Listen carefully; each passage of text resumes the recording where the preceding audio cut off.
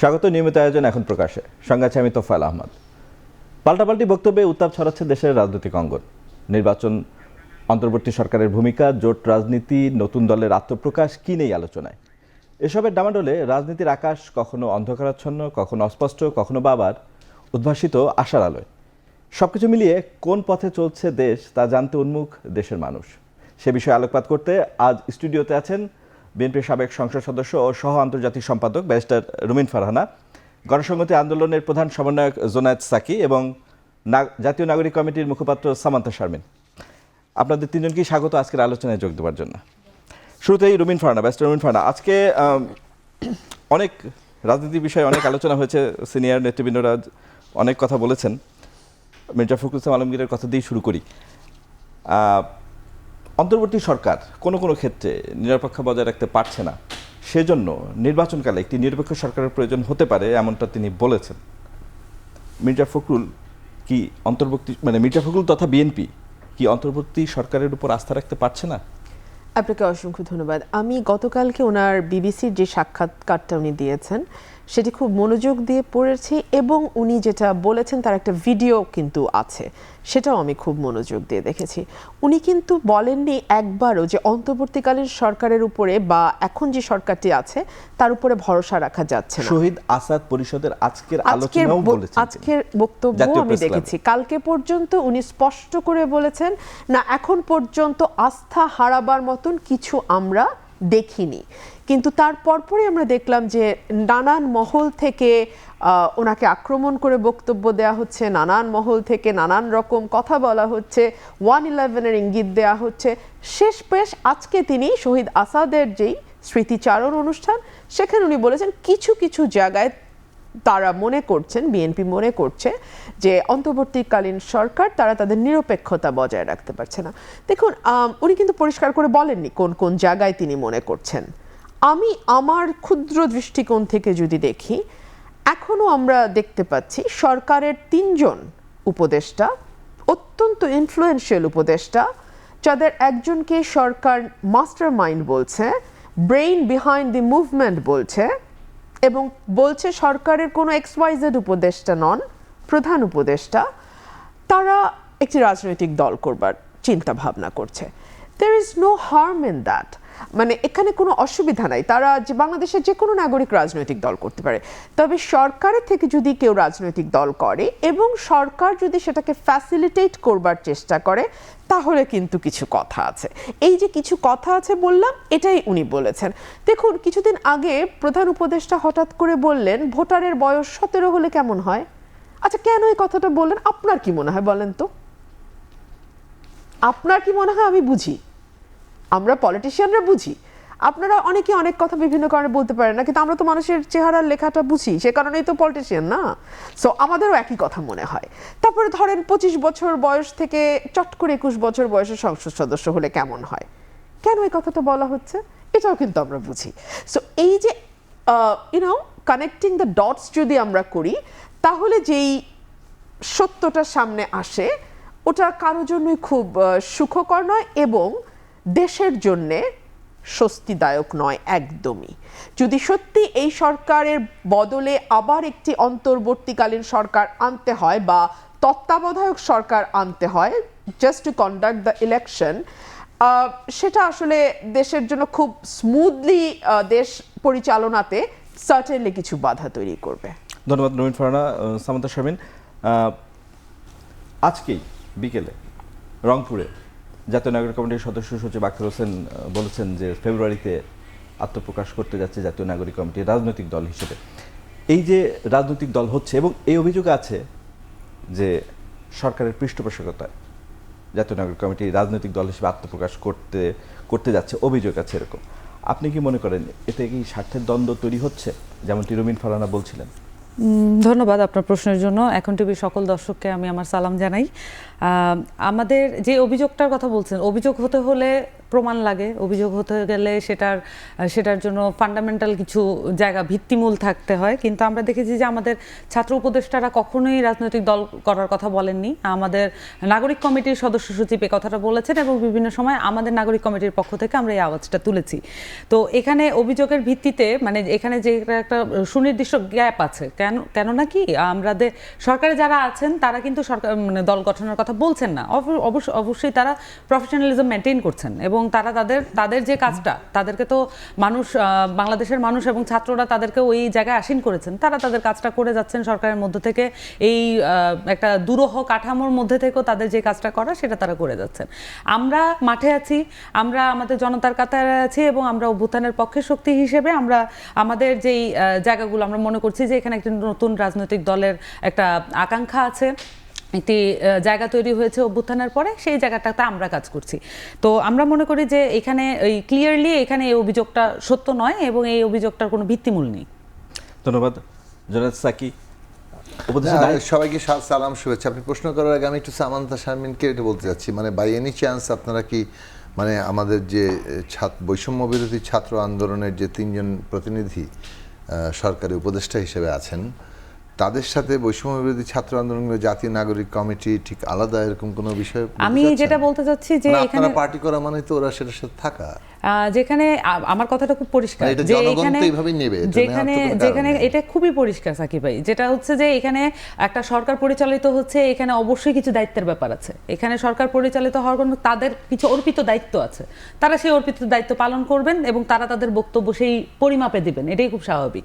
কিন্তু যারা পলিটিশিয়ান, যারা পলিটিক্সটা করছে, তাদের পক্ষ থেকে তারা নানান ধরনের দিকে মুভ করছেন এবং জনতার পক্ষ থেকে যদি দল গঠনের একটা আকাঙ্ক্ষা থাকে সেই জায়গা থেকে তারা সেই কথাগুলো বলবেন। যখন একটা পলিটিক্যাল পার্টি হবে, সেই পার্টিটা ডেফিনেটলি এটা মানে যারা এই আন্দোলন থেকে প্রতিনিধি আকারে সরকারে গিয়েছেন, তারা ঠিক তখন সরকারে থাকবেন কিনা এই সিদ্ধান্ত তাদের নিতে হবে। কেননা এই সিদ্ধান্ত তারা না নিলে সরকারে যেহেতু তারা আছেন, তারা যতই বলেন যে ওটার সাথে আমাদের একটা সম্পর্ক নাই, এটা তাহলে সেটা হবে না। তাহলে অল পলিটিক্যাল পার্টি থেকে রিপ্রেজেন্টেটিভ নিতে হবে। আপনারা যে সম্পর্কিত, এটা তো আসলে অস্বীকার করার কিছু নাই।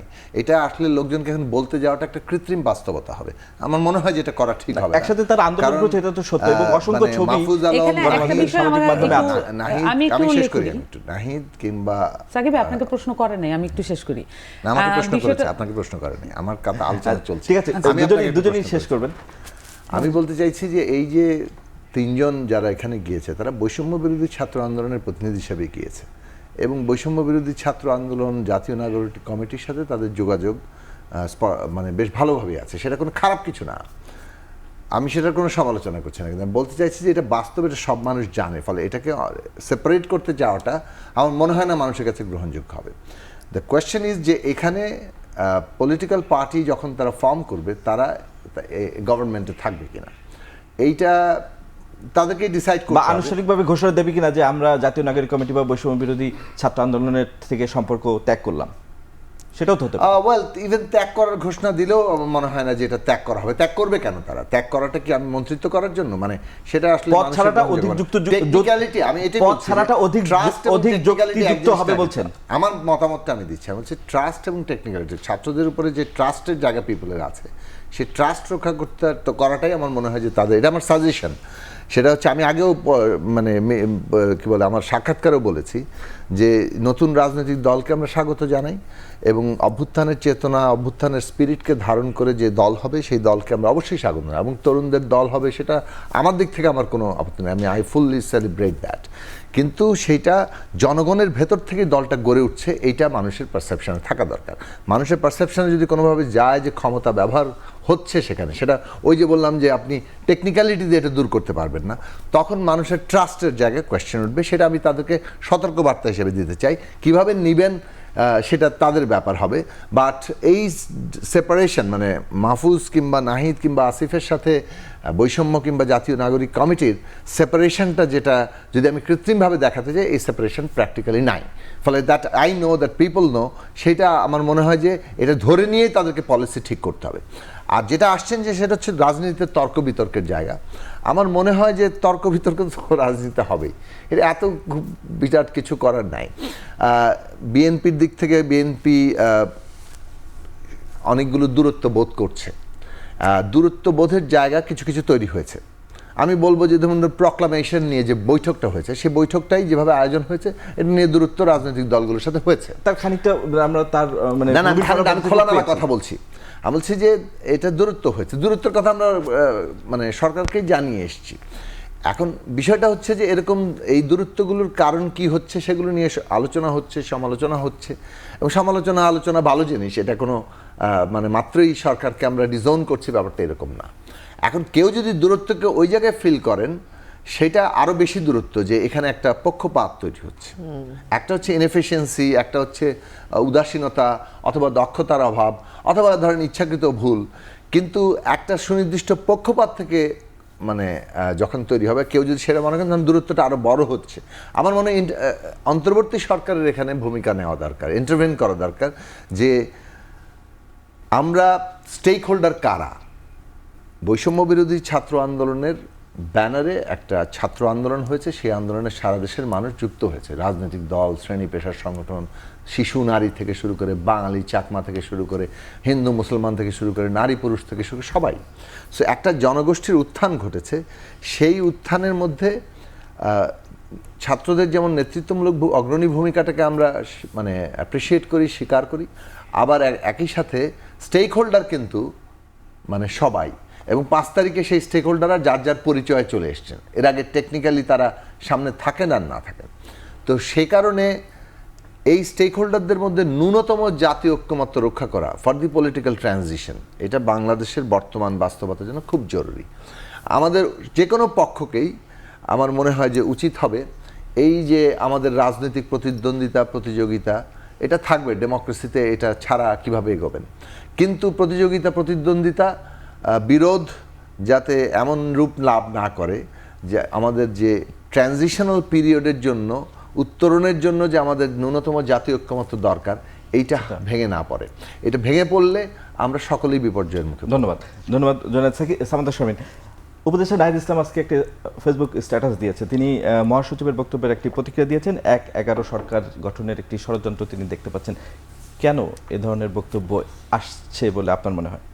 দেখুন, এখানে নানান ধরনের বক্তব্য আমরা দেখেছি যে আমরা যতই জাতীয় ঐক্যের কথা বলেছি, রাজনৈতিক ঐক্যের কথা বলেছি, প্রোক্লামেশন সহ রাষ্ট্রপতির অপসারণের ইস্যু সহ সমস্ত বিষয়ে আমরা বারবার রাজনৈতিক এবং জাতীয় ঐক্যের কথা আমরা জোর দিয়ে বলেছি, এবং আমরা দুইটা প্ল্যাটফর্মে, বৈষম্য বিরোধী ছাত্র আন্দোলন, নাগরিক কমিটি, দুইটা প্ল্যাটফর্মে আমরা বলেছি আমরা রাজনৈতিক প্ল্যাটফর্ম, আমরা রাজনৈতিক দল হইনি।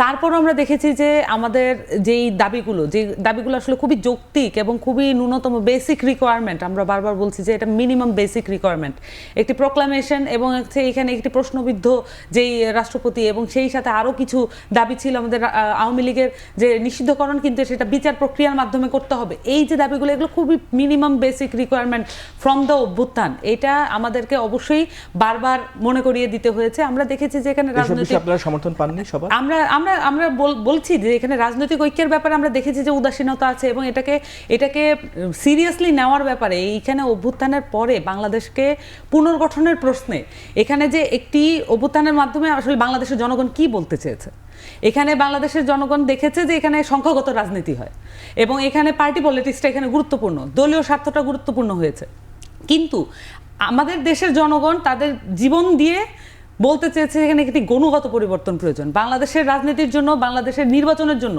একটি গুণগত পরিবর্তনের জন্য, বাংলাদেশের একটি গুণগত পরিবর্তনের গণতন্ত্র প্রয়োজন। এই কথাগুলো বাংলাদেশের মানুষ বলেছে।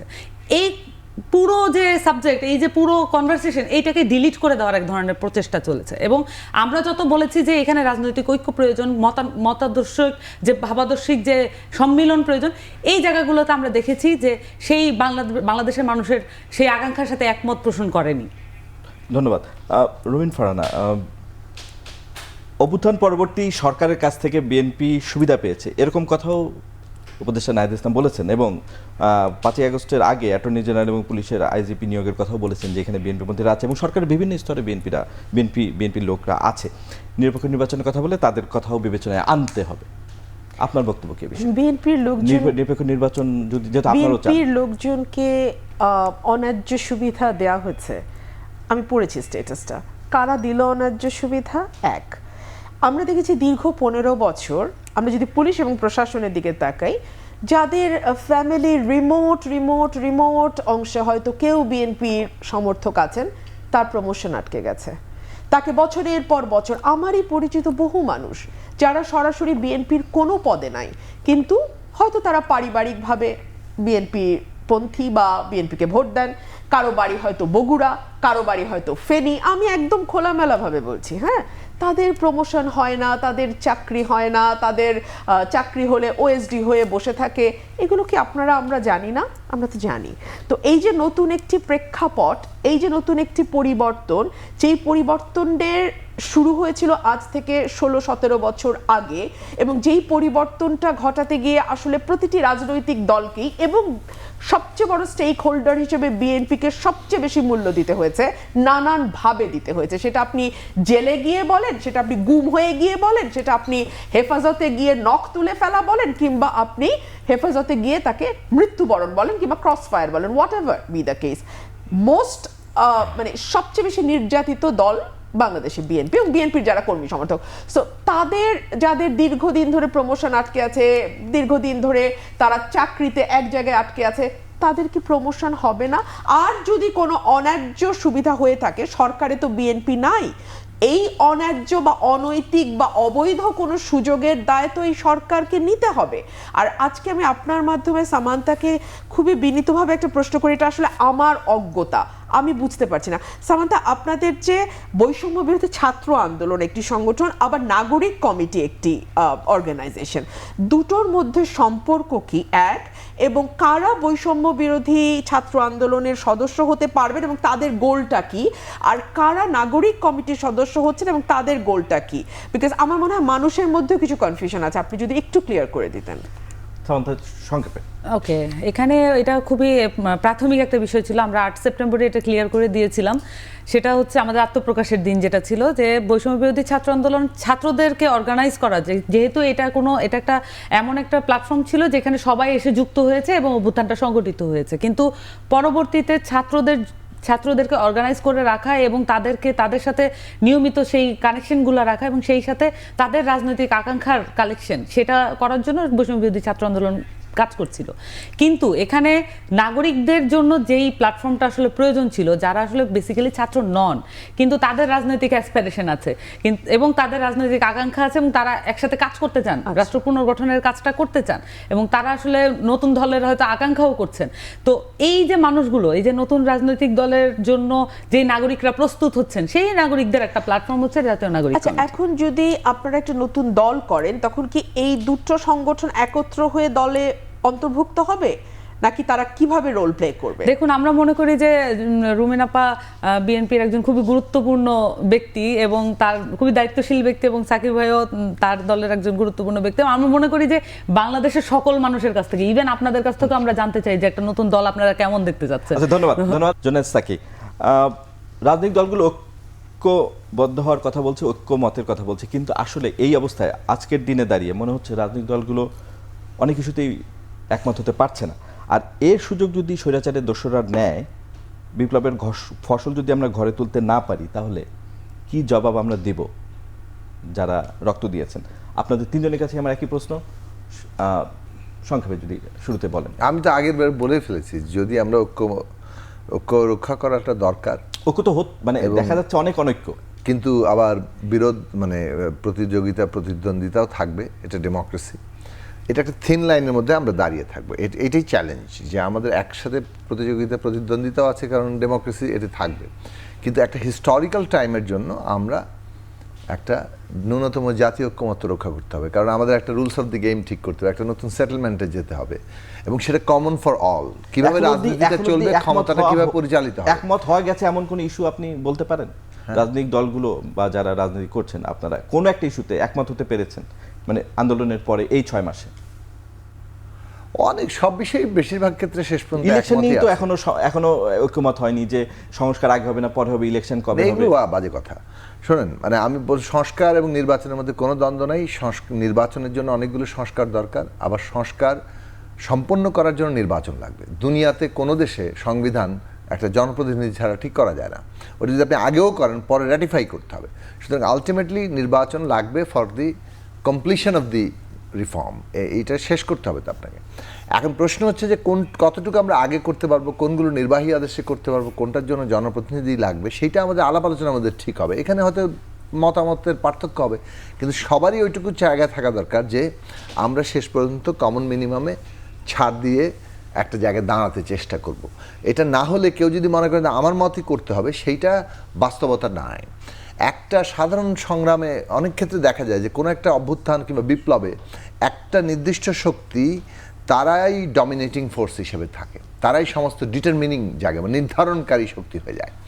এইটা 5ই আগস্টে ঘটেনি। 5ই আগস্টের ক্ষেত্রে স্টেক হোল্ডার বহু, এবং স্টেক হোল্ডাররা সবাই শক্তি ভারসাম্যের দিক থেকে বিভিন্ন অবস্থায় আছে। তার মধ্যে লিডিং ফোর্স একটা বিএনপি অবস্থান করছে শক্তি ভারসাম্যের দিক থেকে। সুতরাং এই যে জায়গাগুলো, এই বাস্তবতাগুলো আমাদের বিবেচনার মধ্যে রেখে আমাদের ডিসিশনে পৌঁছাতে হবে। এখন ধরেন আমি বিএনপির অনেক সিদ্ধান্তের সাথে একমত নাও হতে পারি, পছন্দও নাও করতে পারি, কিন্তু বিএনপি যে একটা বড় রাজনৈতিক শক্তি এবং জনগণের একটা উল্লেখযোগ্য অংশকে প্রতিনিধিত্ব করে, সেই বাস্তবতাটাকে আমাকে বিবেচনায় রেখে আমার কর্মকৌশলটা নির্ধারণ করতে হবে। That is the politics. Politics মানে আপনি যা চান তাই নয়। পলিটিক্স মানে একটা নির্দিষ্ট কনটেক্সটে কী ধরনের কোরিলেশন অফ ফোর্সেস আছে, মানে শক্তি ভারসাম্য আছে, শক্তির আন্তঃসম্পর্ক আছে, সেইটার ভিত্তিতে আপনি কিভাবে একটা ডিসিশনকে বের করে নিয়ে আসবেন। ফলে আমরা মনে করি যে ঐক্যের জায়গাটাতে কনসেনসাসটাকে গুরুত্ব দেওয়া দরকার। মানে ঐক্য তখনই রক্ষা পাবে সিদ্ধান্ত গ্রহণ প্রক্রিয়া যদি আমরা কনসেনসাসকে গুরুত্ব দিই। আর ম্যাক্সিমাম পসিবল অ্যাচিভমেন্ট কী করা যায়, যেটা বারবার পরিষ্কার, এটা বিএনপিকে যেমন বুঝতে হবে কিংবা আমাদের পলিটিক্যাল পার্টিকে বুঝতে হবে যে জুলাই আগস্ট অভ্যুত্থানে মানুষ যেভাবে এগিয়ে এসছে বিয়ন্ড পলিটিক্যাল অর্গানাইজেশন, তাতে মানুষের আশাও কিন্তু বেড়েছে। যে পরিমাণ আত্মত্যাগ, মানুষ কিন্তু 31 দফাতেই আটকে নেই। 31 দফা আমাদের একটা ধরেন 31 দফা মানে তো আমাদের কমন মিনিমাম ছিল, মানে ওখানে আমরা অনেক ছাড় দিয়ে কিন্তু ঐক্য করেছি। তার মানে আমাদের 14 দফার সাথে 31 দফার পার্থক্য আছে। বিএনপির 27 দফার সাথে 31 দফার একটি পার্থক্য, বিএনপি হয়তো কিছু যোগ করেছে। কিন্তু আমি যে জায়গাটা বলতে চাচ্ছি যে কম্প্রোমাইজ যখন আমরা করি, সেই কম্প্রোমাইজের একটা জায়গা হচ্ছে 31 দফা, যে সকলের ন্যূনতম ঐক্য। আবার যখন একটা এই ধরনের অভ্যুত্থান ঘটেছে, সেটা মানুষের আশা এবং মানে কি বলে যে স্বপ্নটাকে একটু প্রসারিত করেছে, সীমাটা আরও বাড়িয়ে দিয়েছে। ওই জায়গাটা আমরা কীভাবে অ্যাকোমোডেট করবো? পলিটিক্যাল পার্টির সামনে জন্য 31 দফা প্লাস কী হবে, 31 দফা প্লাস কী হবে, এটা হচ্ছে আমাদের সামনে চ্যালেঞ্জের জায়গা। এখন তাহলে আপনি প্রত্যাশা পূরণ করতে পারবেন। 2 নম্বর হচ্ছে এটা কীভাবে বাস্তবায়ন হবে, সেই বাস্তবায়ন নিয়েও পথ নিয়ে কথা হচ্ছে। এখন গণপরিষদ আওয়াজ এসছে, গণপরিষদ করতে হলে আপনি আশাবাদী ঐক্যের ব্যাপারে? আমি আশাবাদী। কীভাবে আশাবাদী? দেখেন, গণপরিষদ করতে গেলে সংবিধান স্থগিত করতে হয়। সংবিধান স্থগিত করা নিয়ে দেশের নানান অংশের মধ্যে মানে মতৈক্য নেই। অন দি আদার হ্যান্ড, যদি আবার সাধারণ একটা পার্লামেন্ট হয় এবং অ্যামেন্ডমেন্টের মাধ্যমে সংবিধান সংস্কার হয়, সেক্ষেত্রে সুপ্রিম কোর্টের কিন্তু ইন্টারভেন করার সুযোগ থাকে। যেমন ত্রয়োদশ সংশোধনী সুপ্রিম কোর্ট বাতিল করে দিয়েছে, ফলে পঞ্চদশ সংশোধনী এসছে। আবার পঞ্চদশ সংশোধনী এখন সুপ্রিম কোর্ট আংশিকভাবে বাতিল করে দিয়েছে। এইভাবে অষ্টাদশ সংশোধনীটাও যদি ভবিষ্যতের কোনো এক সুপ্রিম কোর্ট বলে যে এটা সঙ্গতিপূর্ণ নয়, তাহলে এটা তো আমাদের গেল আর কি সব। তো সুতরাং আমরা যেটা বলছি যে আমরা যে সংস্কার করব, দ্যাট সংস্কার পিপলের উইল কিংবা অভিপ্রায় আকারে আসতে হবে। তার মানে আমরা যদি একটা রিফর্ম অ্যাসেম্বলিতে যাই, সেক্ষেত্রে অর্থাৎ সংবিধান সংস্কার সভার নির্বাচন, যেখানে সংবিধান স্থগিত করতে হচ্ছে না, কিন্তু সংবিধান পরিবর্তন আমরা যা করব, যেটা কমন কনসেনসাস হবে এই যে ফেব্রুয়ারি থেকে আলোচনার মধ্য দিয়ে যে 10টি পয়েন্ট, এটা হচ্ছে ন্যাশনাল চার্টার, এগুলো সব দল একমত হয়েছে। এইটা তখন পিপলের কনসেন্ট আকারে, তার সম্মতি নিয়ে, তার অভিপ্রায় আকারে ওই সংস্কারটা হবে। ফলে সংস্কারকৃত সংবিধান সুপ্রিম কোর্টের কাছে মানে সেইটার সুরক্ষা দেওয়া সুপ্রিম কোর্টের দায়িত্ব হবে, সেটাকে বাতিল কিংবা অন্য কিছু করার কোনো ক্ষমতা থাকবে না। ধন্যবাদ জোনায়েদ সাকি। রবিন ফারহানা, একই প্রশ্নে আমি একটু তো ওই এক লাস্ট লাইন বলি, সেটা হচ্ছে যে আমি শেষ করিনি এই জায়গা থেকে, যে এখন এই প্রশ্নগুলোতে ঐক্যমত্য আমার মনে হয় শেষ পর্যন্ত হতেই হবে। মানে আমরা আলাপ আলোচনায় এই ঐক্যের জায়গা থেকে বিএনপির মানে যারা ছাত্র আন্দোলন করেছেন তাদের একটা অভিযোগ আছে, বিএনপি নানান ইস্যুতেই বিরোধিতা করেছে, রাষ্ট্রপতি পরিবর্তন, সংস্কার, সংবিধান পরিবর্তন, জুলাই ঘোষণা, বিএনপির কাছ থেকে শুধু বিরোধিতাই পাওয়া যাচ্ছে। তাহলে ঐক্যটা হচ্ছে কিভাবে? বা বিএনপি ঐক্য মুখে বলছে তৈরির কথা, কিন্তু নানান ইস্যুতে বিরোধিতা করছে, আপনি কি? দেখুন, প্রতিটি ইস্যুতেই সকলে একমত হবে এটা ভাববার কোনো কারণ নেই। এক, দুই হচ্ছে রাষ্ট্রপতির ঘটনা বলেন কিংবা এখন আপনি যে কতগুলো সংস্কার। এক্সাম্পল দিলেন সংস্কারের কথা, কোনোটাই কিন্তু রাষ্ট্রপতিটা স্পেশালি আমি বলি এটা একটা মানে এটা খুব মূল দাগের কোনো পরিবর্তনের সাথে বা ঠিক আছে, সংস্কারের সাথে just কানেক্টেড আমি না। উল্লেখ করার জন্য রাষ্ট্রপতি ইস্যুটা বললাম, বাট বিভিন্ন ইস্যুতে তারা বিরোধিতা পাচ্ছে বিএনপির কাছ থেকে, এটাই মূল বক্তব্য। বিরোধিতা ধরুন সংস্কার বলেন, সংস্কারের ব্যাপারে বিএনপিকে একবারও বলেছে সংস্কার করবে না, একবারও তো বলেনি। এবং যেই সংস্কারগুলোর প্রস্তাব করা হচ্ছে, আমি তো দেখেছি সংবিধান সংস্কার কমিশনের রিপোর্ট দেখেছি, আমি নির্বাচন সংস্কার কমিশনের রিপোর্টও দেখেছি, সেখানে যেই পরিবর্তনগুলোর কথা বলা হয়েছে সেগুলো তো বিএনপি 2016 সালেই বলে দিয়েছে। আজকে না, আজ থেকে 9 বছর আগে 2016 সালে দেশনেত্রী বেগম খালেদা জিয়া যখন ভিশন 2030 ডিক্লেয়ার করলেন, সেখানেই ম্যাক্সিমাম যেই পরিবর্তন সংস্কারের কথা বলা হচ্ছে সেগুলো বলা হচ্ছে। খুব নতুন খুব র্যাডিক্যাল কোনো সংস্কারের কথা যে এসছে তেমনটি নয়। আর সাকিব ভাই যেটা বলছিলেন, প্রত্যেককে দেখুন, আপনি যখন কোনো ঐক্যমতে পৌঁছতে যাবেন আপনি ভুলেও চিন্তা করবেন না যে 10 জন মিলে যদি এটা ঐক্যমতে যেতে চায় প্রত্যেকে তার তার স্ট্যান্ড পয়েন্টে যদি স্ট্যান্ড স্টিল থাকে এবং একটুও কম্প্রোমাইজের জন্য রেডি না থাকে, জীবনে কোনোদিন 10 জন মানুষের ঐক্যমত হবে না। আর এখানে তো অনেকগুলো পলিটিক্যাল পার্টির ঐক্যমতের বিষয় হচ্ছে। সো এই ঐক্যমতের জন্য প্রত্যেকেই যার যার জায়গা থেকে একটু ছাড় দিতে হবে। সংস্কারের ক্ষেত্রে বিএনপি যেটা বলেছে, সংস্কার তো একটি চলমান প্রক্রিয়া, হ্যাঁ। সো এটির সাথে নির্বাচনের তো কোনো বিরোধ নেই। এখন আপনি যদি মনে করেন সব সংস্কার শেষ করে নির্বাচন করবেন, আপনি কি আসলে তাহলে আগামী 20 বছরও তো কোনো নির্বাচন হবে না, বিকজ সংস্কার তো অনেক। দুই হচ্ছে বিচার শেষ করে নির্বাচন, এটাও অনেকে বলছেন। এখন বিচার বলতে আপনি কি বোঝান? বিচার বলতে কি আপনি বোঝান মামলা দায়ের, আপনি কি বোঝান চার্জশিট, আপনি কি বোঝান নিম্ন আদালত, উচ্চ আদালত, সর্বোচ্চ আদালত, কোনটা বোঝান?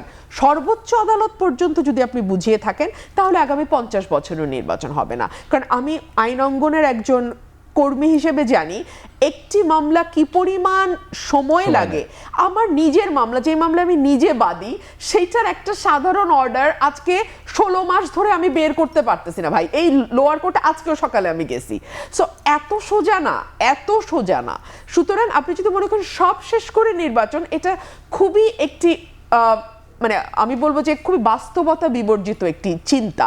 সো এই চিন্তা থেকে তো সরে আসতে হবে, তাই না?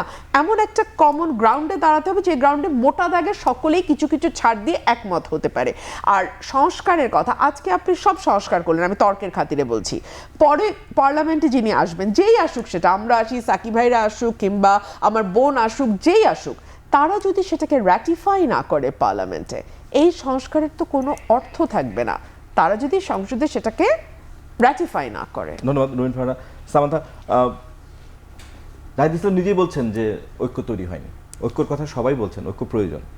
আপনারা ঐক্য তৈরিতে চেষ্টা করছেন, ঠিক আছে, কিন্তু কথা হচ্ছে পাশাপাশি কিছু বক্তব্য, যেমন দুদিন আগে আপনাদের আহ্বায়ক যে বক্তব্য দিয়েছেন, মুজিববাদ বা জিয়াবাদ কিছুই তারা চান না, নতুন রাজনৈতিক বন্দোবস্ত চান, এ ধরনের বক্তব্য আসলে ঐক্য প্রক্রিয়া কি ত্বরান্বিত হবে না আসলে অনৈক্যই তৈরি হবে? দেখুন, এখানে আমরা বারবার বলেছি যে এখানে রাজনৈতিক যে সংস্কৃতি, আমাকে এবার একটু যতটুকু আমি টাইম নিতে চাই এটা একটু অ্যালাউ করেন, যে রাজনৈতিক সংস্কৃতিতে যেটা আছে যে এখানে ওয়ান পার্টি কালচার বা বাইনারি পলিটিক্স, এবং এখানে আছে যে একটি মানুষকে নির্দিষ্ট করে এবং ওয়ান ম্যান আর্মি, মানে একেবারে দেখা যায় যে কাল্ট কালচার, এগুলো প্রবণতা আছে বাংলাদেশে। আমরা মনে করি যে বাংলাদেশের যেই সম্ভাবনা আছে সেটাকে ক্ষতিগ্রস্ত করার জন্য এই কয়েকটা কালচার খুবই দায়ী, এবং সেইখানে রাজনৈতিক দলগুলোর যে সংস্কৃতি, সেই সংস্কৃতিকে বাংলাদেশের তরুণরা কিন্তু প্রশ্ন করছে, এটাকে অস্বীকার করতে পারবে না। তো আমরা বলছি যে এখানে সবকিছু মিলিয়ে যেই বাদের কথা বলা হচ্ছে, মুজিববাদ বা জিয়াবাদ, এখানে বাদের কথা বলা হচ্ছে এই অর্থে যে কোনো ধরনের কাল্ট কালচার যাতে আমাদের মধ্যে না থাকে, সেখানে একমাত্র প্রায়োরিটি হওয়া উচিত বাংলাদেশ। এখন বাংলাদেশ প্রশ্নটা আসলে কি? বাংলাদেশে একটি স্টেটের যে ভিশন থাকে সেটা কি কমপ্লিট হয়েছে? বাংলাদেশকে অ্যাজ এ স্টেট আমরা যেখানে দেখতে চাই আমরা কি সেখানে দেখতে পাচ্ছি? সেটার জন্য কি শুধুমাত্র আওয়ামী লীগ দায়ী? আমরা কে আসলে এইটার পিছনে, মানে এই স্টেট বিল্ডিংয়ের যে প্রজেক্ট, এটার পিছনে আমরা আসলে হাত লাগাতে চাই এবং সেই কাজটা করার জন্য আমরা আসলে মাঠে নামতে চাই। তাহলে বাংলাদেশের জন্য এই যে বাংলাদেশের যতগুলো প্রতিষ্ঠান আছে, বাংলাদেশের যতগুলো আদার ফরেন পলিসি আছে, আমরা কি মনে করতে পারি যে বাংলাদেশের পুরো বাংলাদেশের হিস্ট্রিতে এমন কোনো ফরেন মিনিস্টার যে আসলে বাংলাদেশের ডিলিংসগুলোকে খুব ভালো ডিল করেছে এবং ফরেন পলিসির ক্ষেত্রে সে জিতিয়ে এনেছে, এরকম কোনো ফরেন মিনিস্টার বাংলাদেশের টোটাল হিস্ট্রিতে নেই। এটা তো আমাদের জন্য একটা জাতিগত ব্যর্থতা, আমাদের স্টেটগত ব্যর্থতা। তাহলে এই যে জায়গাগুলো আমাদের আছে, এবং সেই সাথে এখানে যে নির্বাচনের কথাটা বলছি আমরা, যে একটা নির্বাচন হতে গেলে এখানে কতগুলো প্রতিষ্ঠান এখানে জড়িত থাকে, কতগুলো বাহিনী এখানে জড়িত থাকে। নিদেন পক্ষে ধরেন প্রতিষ্ঠানের কথা যদি আমি বাদও দিই, এখানে আইন শৃঙ্খলার কতগুলো বাহিনী এখানে জড়িত থাকে। আইন শৃঙ্খলা বাহিনীর কি অবস্থা আমরা এই মুহূর্তে দেখছি, এগুলো রিফর্মস কমিশনগুলো ঠিকভাবে আমরা যেই তড়িৎ গতি চাই সেই তড়িৎ গতিতে কিন্তু রুমিন আপা এখন কাজ করছে না। তার মানে হচ্ছে প্রত্যেকটা ইভেন্ট, স্থানীয় নির্বাচন বলেন, জাতীয় সংসদ নির্বাচন, এই বাহিনীগুলো তো খুবই গুরুত্বপূর্ণ। এরা তো খুবই একমাত্র মানে এরা তো যেভাবে কাজটা করে সেটা আমাদের জন্য ফেয়ার নির্বাচন হওয়ার ক্ষেত্রে আমাদের নিরাপত্তার জন্য এটা খুব গুরুত্বপূর্ণ, রাজনৈতিক দলগুলোর নিরাপত্তার জন্য এটা খুব গুরুত্বপূর্ণ। তাহলে এই যে এতগুলো সংস্কারের প্রস্তাবনা, এবং আমরা যে চাচ্ছি যে এগুলো দ্রুত আমরা মাঠে দেখতে পাই যে ইমপ্লিমেন্টেশন হচ্ছে, শুধুমাত্র পোশাক পরিবর্তনের মধ্যে দিয়ে তো এটা সম্ভব না। এটা তো আমাদেরকে ভিজিবল চেঞ্জ দেখতে হবে, যে আমরা যে রেডি একটা ফেয়ার ইলেকশনের জন্য আমরা রেডি হচ্ছি, সেটা তো আমরা মাঠে দেখতে পাইনি। আমরা চাচ্ছি যে আমাদের রাজনৈতিক ঐক্যটা আমরা কেন চাই, আমরা চাই যে বাংলাদেশের জন্য যেটা লং টার্মে ভালো, সেইটা রাজনৈতিক দলগুলোর জন্যও ভালো, সেটা নতুন রাজনৈতিক দলের জন্যও ভালো, টোটাল বাংলাদেশের জনগণের জন্য ভালো, as a state building project হিসেবে। সেইখানে আমরা বলবো যে বৃহৎ রাজনৈতিক দল সবচেয়ে বৃহৎ চ্যালেঞ্জ গ্রহণ করার সেই ক্ষমতাটা রাখে।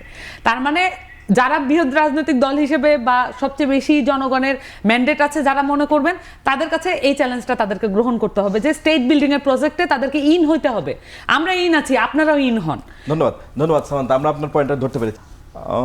জোনায়েদ সাকি, আপনার কাছে জানতে চাই, শুরু দিয়ে আলোচনা শুরু করেছিলাম যে ইস্যুতে, সেই ইস্যুতেই আবার জানতে চাই যে অনেকে মনে করেন যে অন্তর্বর্তী সরকার, বৈষম্যবিরোধী ছাত্র আন্দোলন এবং জাতীয় নাগরিক কমিটি একই সরলরেখায় চলে, এজন্য স্বার্থের দ্বন্দ্ব তৈরি হতে পারে, যে কারণে মির্জা ফখরুল সাহেব বলেছেন যে কিছু কিছু বিষয়ে নিরপেক্ষতা রক্ষা করতে পারছে না। আপনিও তো একটি রাজনৈতিক দলকে নেতৃত্ব দেন, আপনি কি মনে করেন যে মির্জা ফখরুল যে কথা বলেছেন সেটা সঠিক?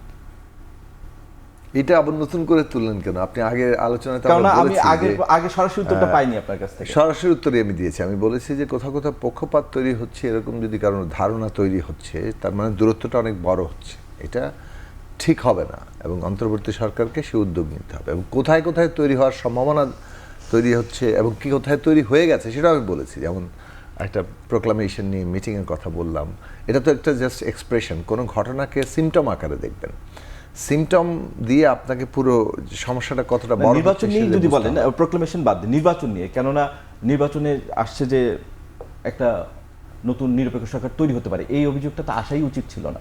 অন্তর্বর্তী সরকার একটা ইলেকশন করবে, এটাই তো প্রাথমিকভাবে ভাবা হচ্ছে নাকি? না, উনি একটা ঠিক আছে। আমি আজকে যেহেতু আমরা একই আলোচনার সবাই আমিও ছিলাম শহীদ আসাদকে নিয়ে একটা আলোচনায়, সেখানে উনি এটা ব্যাখ্যা দিয়েছেন যে উনি বলেছেন যে এই সরকার যদি নিরপেক্ষতা হারায় তাহলে তো আবার একটা নিরপেক্ষ সরকারের দরকার হবে। এটা একটা সাধারণ মানে কথা। এই সরকার নিরপেক্ষতা হারাবে এমনটা তো এই সরকার নিরপেক্ষতা, তার মানে হচ্ছে সরকার যাতে নিরপেক্ষতা না হারায় সেই কথাটা বলা হচ্ছে। এটাকে বলতে পারেন এটা চাপও, যেমন বৈষম্য বিরোধী ছাত্র আন্দোলন কিংবা জাতীয় নাগরিক কমিটি চাপ দেয়। কিছু নাই, আপনি ফার্স্ট টাইম আপনি ওই প্রোগ্রামে ছিলেন, তার মানে আমরাও চাপ দেই। খুব বেশি উদ্বিগ্ন হওয়ার কিছু নাই। আমি কোনো উদ্বেগের জায়গা দেখছি না। তো আমিও কালকে আমাদের সমাবেশ আছে, আমরাও চাপ দিব। এই যে সরকার ভ্যাট বাড়াচ্ছে, এই যে সরকার সীমান্তে আমাদের মানুষ মারছে, যথেষ্ট ভূমিকা, আরও জোরালো ভূমিকা নিতে পারছে না, এই যে সরকার আমাদের পাহাড়ি কি বলে চাকমা মারমা মান্দি ওরা ওদের উপরে হামলা হচ্ছে, হ্যাঁ, কারা লাঠি নিয়ে হামলা করছে, কোন রাজনৈতিক দলের কর্মীরা আছে, কারা সভারেন্টির নামে দেশের মানুষকে বিভক্ত করছে, এটা তো পরিষ্কার দেখা যাচ্ছে যে কোনো ব্যবস্থা নেওয়া ঠিকমতো যাচ্ছে না। তো ফলে এই অনেকগুলো জায়গা আছে, কিন্তু সাধারণ মানুষের দাবি দেওয়া কিন্তু পূরণ হচ্ছে না। এখন সাধারণ মানুষের যদি জীবনে সংকটের সমাধান না হয়, তাহলে অভ্যুত্থান থেকে সে সরাসরি দেখবে আমি কি পেলাম। আমরা অনেক কথা বলতে পারি, রেটরিক অনেক বড় বড় হতে পারে, কিন্তু আলটিমেটলি মানুষ কিন্তু দেখবে যে আমি বাজারে গিয়ে আমার কোনো সুবিধা হচ্ছে কিনা এবং তার সাথে কানেকশনটা কতটুকু, সেই জায়গাটা আমরা তো মনে করি। আমরা বলছি না সরকারকে, এবং সরকারকে আমরা যে ঐক্যমত্য রক্ষার জন্য চাপ দিচ্ছি, এটাও তো চাপ। চাপ তো সবাই সবার জায়গা থেকে দিচ্ছে, পলিটিক্যাল যে যেটাকে রাজনৈতিক দিক থেকে গুরুত্বপূর্ণ বেশি মনে করে সে সে জায়গা থেকে দিচ্ছে। আমরা মনে করছি রাজনৈতিক বিরোধ আছে, কিন্তু তা ঐক্যমত্য সবার আগে রাখা দরকার। এবং আমি গত 5 মাস ধরে এক কথা বলে যাচ্ছি, তাতে আমাকে বলেন যাই বলেন তাই বলেন, আমি এটা বলে যাব আনটিল দ্য ইলেকশন। বিকজ আমি মনে করি এমনকি ইলেকশনের পরে আমাদের ঐক্যমত্য রক্ষা করতে হবে কনস্টিটিউশনের জন্য। আমরা যতক্ষণ না পর্যন্ত একটা কনস্টিটিউশন সম্পন্ন করতে পারছি, এই যে পুরো পলিটিক্যাল ট্রানজিশন, এইটা আমরা বলতে পারেন যে আমরা 72 সালের পরে সবচেয়ে ঐতিহাসিক গুরুত্বপূর্ণ সময় পার করছি। সুতরাং সেদিক থেকে আমাদের এই নতুন রাজনৈতিক বন্দোবস্ত হওয়া পর্যন্ত, এটা আমরা যে একা পারতাম তো ভাই কারোর সাথে আলোচনার দরকার ছিল না, সবাই মিলে, একা পারছি না বলে তো সবাই মিলে করতে হবে। ধন্যবাদ জনায়েদ সাকি। বেশ, রুমিন ফারহানা, আপনি কোনো ধরনের মানে অনিশ্চয়তা বা দুরাশা দেখছেন না? জনগণ তো আসলে আসার কথা শুনতে চায়, যে আমরা যেটা বলছিলাম যে রাজনীতি কখনো কখনো ঘোলাটে হচ্ছে, কখনো কখনো অন্ধকারাচ্ছন্ন হচ্ছে, কখনো কখনো আশার আলো দেখাচ্ছে। আপনি কি বলবেন যে এই অবস্থা থেকে দেশবাসীর জন্য কি মেসেজ? আমি একটা কথা খুব ক্লিয়ারলি, বিএনপি তো সবচেয়ে বড় রাজনৈতিক দল, সেটা সবাই স্বীকার করছে এই মুহূর্তে। আপনার প্রশ্নটা আমি বুঝিনি। না, বিএনপি মানে যেহেতু অনেক ইস্যুতে বিএনপির অনেক বক্তব্য আছে, বিএনপি একটা রাজনৈতিক দলে তো বক্তব্য থাকবেই। হ্যাঁ, তো মানে রাজনীতি, সংস্কার সবকিছু নেই। তো বিএনপি শেষ পর্যন্ত আবার বলছেও যে আমরা সহযোগিতা করছি নিশ্চয়ই অন্তর্বর্তী সরকার। নিশ্চয়ই বিএনপি সহযোগিতা না করলে অন্তর্বর্তীকালীন সরকার 5.5 মাস টিকতে পারতো? আপনার কি মনে হয়? না, সবাই সহযোগিতা করছে। বিএনপি যদি মাঠে নামতো, নির্বাচনের জন্য আন্দোলন করত, নির্বাচনের জন্য আবার নতুন করে মাঠে রাজনীতিতে জড়িয়ে যেত, তাহলে কিন্তু এই সরকার 5.5 মাস রান করতে পারতো না। বিএনপি যথেষ্ট ধৈর্যের পরিচয় এখন পর্যন্ত দিয়েছে। মানে আমি একদম খালি চোখে একজন মানে যদি বার্ডস আই ভিউ থেকে আমি দেখি, আমার মনে হবে যথেষ্ট ধৈর্যের পরিচয়। বিকজ বিএনপি, আওয়ামী লীগ, জাতীয় পার্টি, জামাতে ইসলাম, এরা কিন্তু প্রত্যেকেই ক্ষমতায় যাওয়ার জন্যেই রাজনীতি করে এবং ক্ষমতা কেন্দ্রিক রাজনীতি। এবং পৃথিবীর আসলে কোন দেশটা পলিটিক্যাল পার্টি হয় যারা ক্ষমতায় যেতে চায় না? সকল পলিটিক্যাল পার্টি তার নীতি আদর্শ অনুযায়ী রাষ্ট্র পরিচালনা করবার জন্য ক্ষমতা যেতে হয়, যেতে চায়। বিএনপি জানে যে আজকে নির্বাচন দিলে কালকে তারা শপথ নেবে, কিন্তু বিএনপি কিন্তু সেই চাপটা দিচ্ছে না। বিএনপি বারবার যৌক্তিক সময়ের কথা বলছে, কিন্তু আমরা যখন দেখতে পাচ্ছি এক এক দিন এক এক অ্যাডভাইজার এক এক রকম কথা বলছেন, এবং কেউ যদি বলছেন এই বছরের শেষ, তো আরেকজন বলছেন এটা তার ব্যক্তিগত মত, আরেকজন আবার বলছেন আমরা নির্বাচনী যাত্রা শুরু করেছি, আরেকজন বলছেন চিফ অ্যাডভাইজার বলছেন এন্ড অফ 2025 অর আর্লি 2026, কিন্তু আবার তার প্রেস সচিব বলছেন নো, ইট ইজ মিড 2026। নির্বাচন কমিশন বলছে আমাদের ওয়েদার খেয়াল রাখতে হবে। এখন ওয়েদার খেয়াল রাখতে হয়ে সাল ঠিক রাখতে গেলে 2026 ডিসেম্বর হয়। সো এই জায়গাগুলোতে কনফিউশন রেখে সরকার যতই ঐক্য ঐক্য ঐক্য বলে চিৎকার করুক, ঐক্য হবে না। সরকারকে আসলে তার নিয়ত, তার রোড ম্যাপ ক্লিয়ার করতে হবে, নাম্বার 1। নাম্বার 2, আইন শৃঙ্খলা পরিস্থিতি সত্যিই খারাপ। দেখুন, অভ্যুত্থানে যে যারা অংশ নিয়েছেন, একেবারে সাধারণ মানুষ অংশ নিয়েছে, যে মানুষদের আসলে কোনো রাজনৈতিক পরিচয় নাই, তারা একটু ভালোভাবে বাঁচবার আশায় এই অভ্যুত্থানে অংশ নিয়েছে। এখনো কিন্তু আমরা দেখতে পাচ্ছি আইন শৃঙ্খলা পরিস্থিতি স্বাভাবিক তো দূরেই থাক, যথেষ্ট উন্নতও হয় নাই। গতকালকে গুলশানে 1.5 কোটি টাকা নিয়ে যাবার সময় একজনকে কোপানো হয়েছে। 1/2 শতাধিক গার্মেন্টে ভাঙচুর হয়েছে, আগুন জ্বালানো হয়েছে, শ্রমিকরা পথে নেমেছে। আপনি দেখেছেন যে পাহাড়ে অশান্ত পাহাড়। সো এতগুলো জায়গায় আইন শৃঙ্খলা পরিস্থিতি কিন্তু নাজুক। এই সব সমস্যা স্থগিত হয়ে আছে নির্বাচনের জন্য, মানে সমস্যার সমাধান হচ্ছে না। ভাইরে, এই সরকার যদি এই জায়গাগুলোকে অ্যাড্রেস করে জনজীবনে স্বস্তি আনতে পারতো, দ্রব্যমূল্য জনজীবনে মানে দ্রব্যমূল্যকে নিয়ন্ত্রণের মাধ্যমে সাধারণ মানুষকে কিছুটা স্বস্তি দিতে পারতো, সাধারণ মানুষই বলতো আমরা এখন নির্বাচন চাই না, আমরা চাই এই সরকার থাক। কিন্তু সরকার তো আসলে সেই ন্যূনতম গুড গভর্নেন্সটা এনশিওর করতে পারছে না, তাই না? এবং আমাদের এই যে দেখেন অর্থনীতির ভঙ্গুর অবস্থার মধ্যে খবর পেলাম যে IMF তার ঋণের 4র্থ কিস্তিও দিচ্ছে না। হবে না, সামনের বছর, হ্যাঁ মানে এই বছর মার্চে হবে। সো এই খবরগুলো খুব ভালো খবর না। বিনিয়োগ আটকে আছে, স্টুডেন্টদেরকে বিনামূল্যে বই দেওয়ার সময় 2 ট্রাক বই ডাকাতি করে নেওয়ার চেষ্টা করা হচ্ছে। কোনো পরিস্থিতি ভালো, no news is good news. তাহলে তো দেশের মানুষ আসলেই খুব শঙ্কায় থাকবে, যেটা আসলে খুব বেশি স্বস্তির কিছু শঙ্কা নাই। আছে। শোনেন, আমি আপনাকে আলো খোলামেলা বলি, রাত 12টা 1টার সময় টকশো করে বাসায় ফিরবার অভিজ্ঞতা আমার গত 13 বছরের। আমি কখনো অনিরাপদ ওভাবে বোধ করি না, বাট এখন আমি অনিরাপদ বোধ করি, বিকজ আমি জানি না আমার উপরে কোনো ধন্যবাদ। আক্রমণ হলে আমি আসলে কাকে দায়ী করব। যতটা বলছি আসলে রাজনৈতিক ঐক্য এবং অন্যান্য পরিস্থিতি মিলিয়ে আপনি আগে সাধারণ মানুষের জীবনে একটু শান্তি স্বস্তির- আনবার চেষ্টা করেন, স্বস্তি আনবার চেষ্টা করেন। I am telling it two government. তাহলে আমার মনে হয় যে আপনাদের যা যা জায়গায় একটু সময়ের দরকার বা একটু সংস্কার আগে করতে চান, মানুষ এমনিতেই সেটা ধন্যবাদ মেনে নেবে। ধন্যবাদ রুমিন ফারহানা। সামান্থা, আপনি কি বললেন যে ইলেকশনের জন্য সবাই বা যে রাজনৈতিক দলগুলো চাপ দিচ্ছে, আপনাদের কাছ থেকে ইলেকশনের চাপ আছে কিন্তু অতটা না যতটা বিএনপি বা অন্যরা দিচ্ছে, কেন আপনারা নির্বাচনটা, যেহেতু অনেক সমস্যার কথাই রুমিন ফারহানা বললেন, নির্বাচনটা আসলে কেন আগে নয়? মানে আমার একটা প্রশ্ন হচ্ছে যে which kind of election will bring the completion to the reform. মানে আমরা রিফর্ম বলতে বাংলাদেশের যা প্রয়োজন, বাংলাদেশের তো রিফর্মটাই আগে চান আপনারা? মানে আমরা এইটা হচ্ছে সবার কাছ থেকে আমরা শুনতে চাই যে এখানে সাংবিধানিক সংকট বারবার দেখানো হয়েছে না, বিএনপিও দেখানো হয়েছে, যারা যারা এখানে গণতন্ত্রের কথা বলছেন সবাইকেই তো আসলে সাংবিধানিক সংকট দেখানো হয়েছে। এই সংবিধানের নাম করেই তো গুম করা হয়েছে তাদের দলের নেতাকর্মীকেই, এবং সেই গুমের ফসল, মানে সেই গুমের যে বিচার, সেই বিচার আমরা দেখতে পাচ্ছি না। কিন্তু বড় বড় দলের নেতাকর্মীরা বিভিন্ন জায়গায়, বড় বড় দায়িত্বশীল নেতারা বিভিন্ন জায়গায় বলছেন যে শেখ হাসিনা যেমনই হোক নির্বাচনে তো দিতে এসছে। মানে এটা আমাদেরকে আসলে কোথায় নিয়ে, আবার এটা -2 এর সাথে তুলনা করা হচ্ছে। মানে এমন কি বিষয়টা যা আওয়ামী লীগ একটা ষড়যন্ত্রের মধ্যে দিয়ে দেশ থেকে চলে গিয়েছে বা শেখ হাসিনা চলে গিয়েছে, এটা কি মানে অভ্যুত্থান কি কোনো ষড়যন্ত্র? এটা তো একটা সকলের অংশগ্রহণে একটা অভ্যুত্থান এবং বাংলাদেশের মানুষের একটা আকাঙ্ক্ষার জায়গা। এখানে বলতে চাই যে এমন না যে এটা শুধু ধৈর্য একপাক্ষিক। যখন এখানে বিএনপি একটা বড় দল, তাদের যখন অভ্যুত্থানে কিছুদিন পর একটা মহাসমাবেশ হয়েছিল, তাদের এই মহাসমাবেশ কিন্তু খুবই সমালোচনার সম্মুখীন হয়েছিল। তখন কিন্তু বাংলাদেশের মানুষ বলেছিল যে এখন এই সময়ে শহীদের রক্তের উপর দিয়ে শাহাদাতের মূল্য কি সেটা আন্ডারস্ট্যান্ড না করে, সেটা মানুষকে পাবলিকলে তার যে অডিয়েন্স, তার যে নেতাকর্মী, তাদেরকে না বুঝিয়ে এটা সমাবেশের সময় ছিল না। তো এই ভুলগুলো আছে এখানে। বিষয়টা হচ্ছে আরো আমাদের সময় শেষ হচ্ছে, প্লিজ আপনি কনক্লুশনটা। জি, এখন বিষয়টা হচ্ছে যে আমরা যেটা বলছি যে এখানে আমরা দেখছি না যে বৃহৎ রাজনৈতিক দলগুলো বা ছোট রাজনৈতিক দলগুলো তাদের সেই ভরসাটা পাচ্ছেন, এবং বৃহৎ রাজনৈতিক দল আওয়ামী লীগের বিচারের কথা বলছেন না শুধু আপনারই বলছেন। তাদের, এবং এই যে 16 বছরে তাদের নেতাকর্মীকে যে জুলুম, খুন, হত্যা এবং গুম, মানে তুলে নেওয়া হলো বাসা থেকে, পরিবারগুলোর কথা তারা বলছেন না, এই বিচারগুলোর কথা বলছেন না। রিফর্মই আগে চান আপনি, এবং তারপরে আবার নির্বাচন। আওয়ামী লীগকে কিভাবে নির্বাচনে আসলে আমরা অংশগ্রহণ করাতে পারি, আমরা বরঞ্চ দেখছি সেই আলোচনাগুলো করছে।